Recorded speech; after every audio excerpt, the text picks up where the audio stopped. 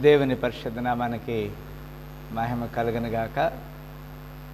ఈ సాయంకాల సమయంలో మరొకసారి యేసుక్రీస్తు శుభనామములో వందనాలు తెలియజేస్తున్నాను.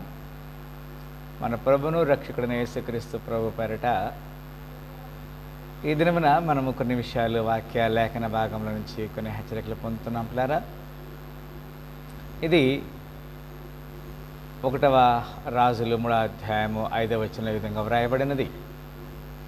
గిబియోనులో యెహోవా రాత్రి వేళ స్వప్నమందు సొలొమోనుకు ప్రత్యక్షమై, నేను నీకు దేన్నిచ్చుట నీకు ఇష్టమో దాన్ని అడుగమని దేవుడు అతన్ని సెలవేగా.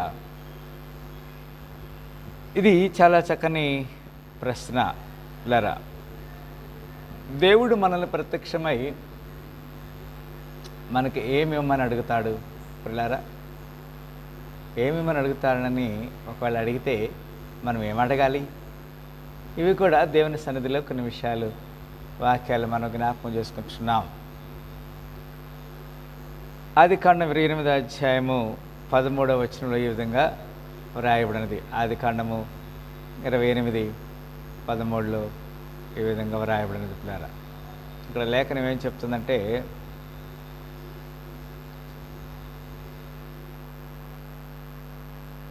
28:13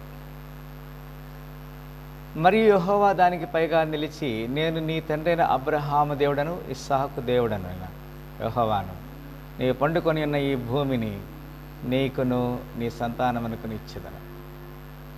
ఇది దేవుడు వాగ్దానం చేసినటువంటి వాగ్దానం. యోబు 33:14, యోబు గ్రంథము 33వ అధ్యాయము 14వ వచనంలో ఈ విధంగా రాయబడినది పిల్లరా. 33:14లో ఏ విధంగా రాయబడిందంటే,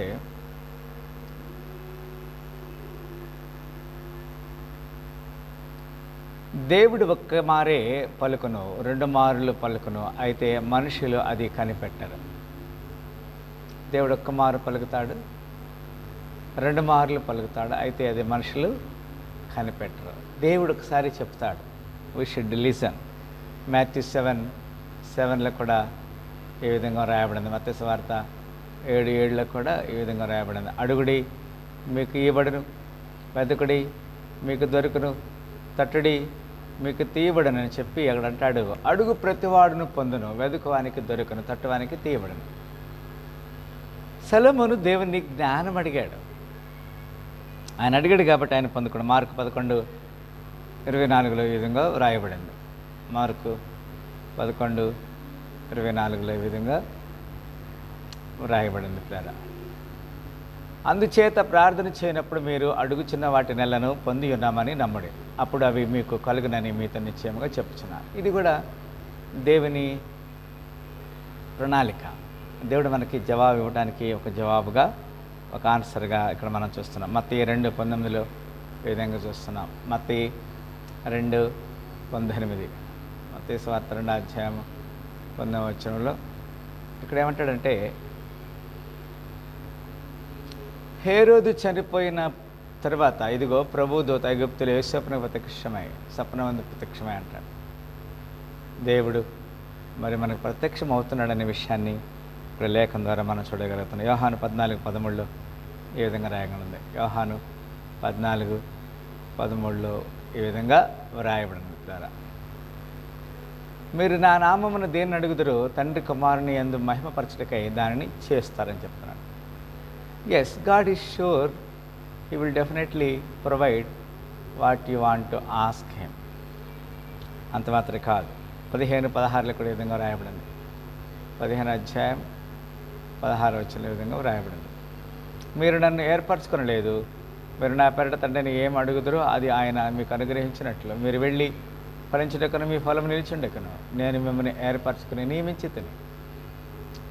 ఇది దేవుని యొక్క ప్రణాళిక పిల్లరా. దేవుడు మనల్ని నియమించుకున్నాడు, ఏర్పరచుకున్నాడు. ఈ చూజన్. అంత మాత్రమే కాదు, 1 యోహాను 5:14 విధంగా రాయబడింది. 1 యోహాను 5:14లో ఈ విధంగా వ్రాయబడింది. 5:14 మనమేమి అడిగినను ఆయన మన మనవి ఆలకించునని మనం ఎరిగిన యెడల మనం ఆయనను వేడుకొనినవి మనకు కలిగినవని ఎరుగుదుము. ఇది దేవుడు తన యొక్క ప్రణాళికను మనకి బయలుపరుస్తా ఉన్నాడు. 1 రాజులు 11:9 ఈ విధంగా వ్రాయబడింది. 1 రాజులు 11:9. 1 రాజులు 11:9.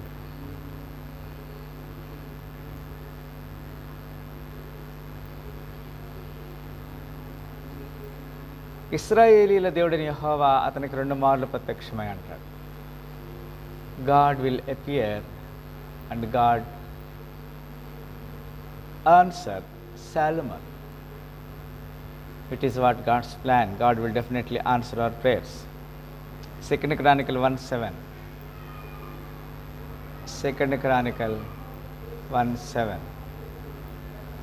ఆ రాత్రి అందు దేవుడు సొలొమోనుకు ప్రత్యక్షమై నేను నీకు ఏమి ఇయ్యగోరుదువో దాన్ని అడుగమని సెలవేయగా దేవుని ప్రణాళికని మనకు జ్ఞాపకం వేసుకుంటున్నాం.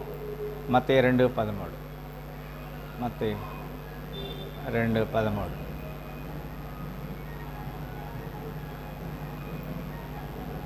రెండో అధ్యాయం 13. వారు వెళ్ళిన తర్వాత ఇదిగో ప్రభు దూత స్వప్నమందు యేసుప్రభువుకు ప్రత్యక్షమై హేరోదు ఆ శిశువును సంహరించాలని ఆయనను వెతకబోవచ్చున్నాడు కనుక నీవు లేచి శిశువుని ఆ తల్లిని వెంట పెట్టుకుని ఐగుప్తునకు పారిపోయి నేను నీకు తెలియజెప్పవరకు అక్కడనే ఉండమని దేవుని దూత యోసేపునకు ప్రత్యక్షమైన సందర్భాన్ని మనము జ్ఞాపకం చేసుకుంటున్నాం. మార్కు 10:36. మార్కు 10:36 విధంగా వ్రాయబడినది.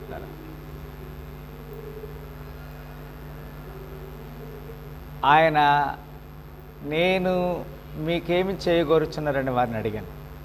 దేవుడు ఇక్కడ మనతో ఒక హెచ్చరిక చేస్తున్నాడు. What you want to expecting from me? Yes. 38లో కూడా ఒక మాట మనం చూస్తున్నాం.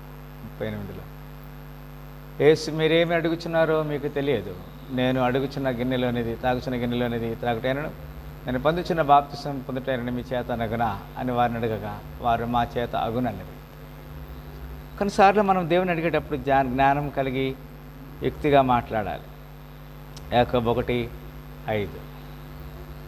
యాకోబు 1:5. మీలో ఎవరికైనా జ్ఞానం కొదుగొనలా అతడు దేవుని అడగవలను, అప్పుడేది అతనికి అనుగ్రహించబడను. ఆయన ఎవరిని గద్దెంపక అందరికీ ధారాళముగా దయచేవాడు. సంఖ్యాకాండం 12:6. సంఖ్యాకాండము 12:6.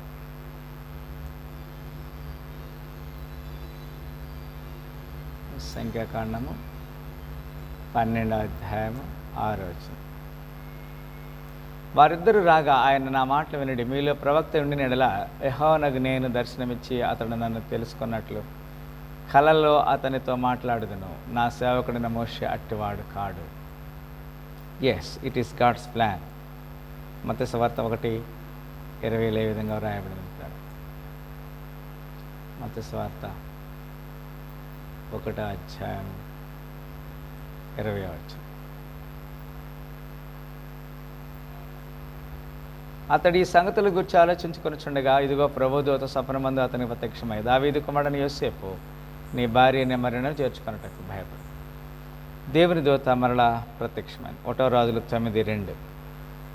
1 రాజులు 9:2.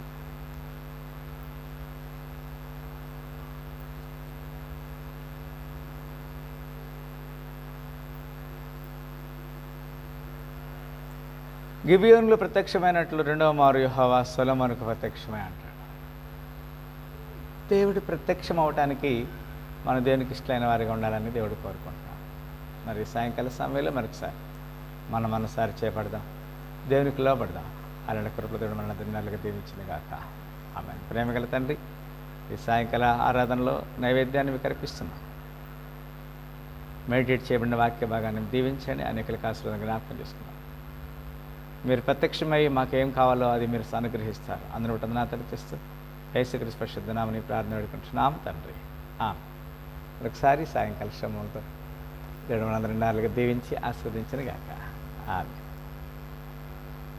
పునరుద్ధాన శ్రమలు అందరూ కలిగిన గాక.